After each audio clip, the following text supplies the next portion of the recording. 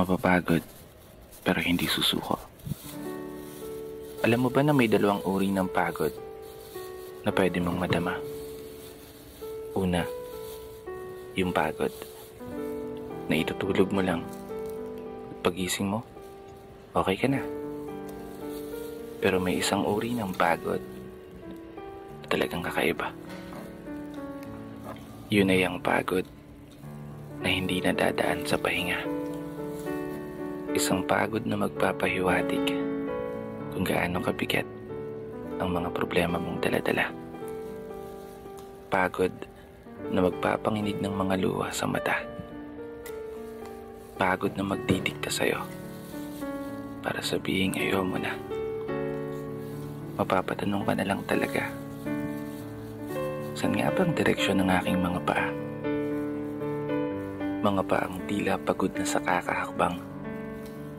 Mga paang ngimay na sa kada tapak sa baitang ng hagdan. Isang hagdan na magdadala sa akin patungo sa isang palapag na pinapangarap ko. Mapapagod pero hindi susuko. Magpapahinga pero hindi hihinto. Para sa pamilya at para sa pangarap, palaging pipiliin na magpatuloy. Kasi alam mo, kung ang pagod ay kapalit ng magandang kinabukasan, wala kang dahilan para sukuan ng pagod. Wala kang dahilan para hindi ka bumangon.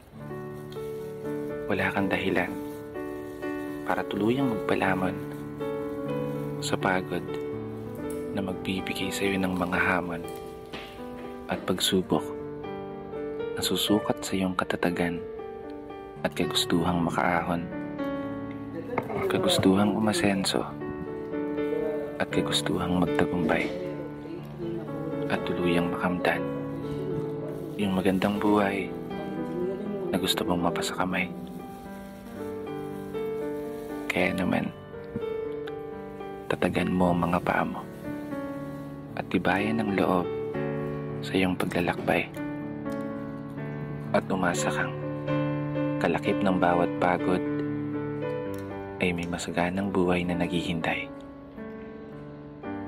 Sige, umusad ka. Dito na nagtatapos. Kaya isang pagpupugay para sa lahat ng mga tao.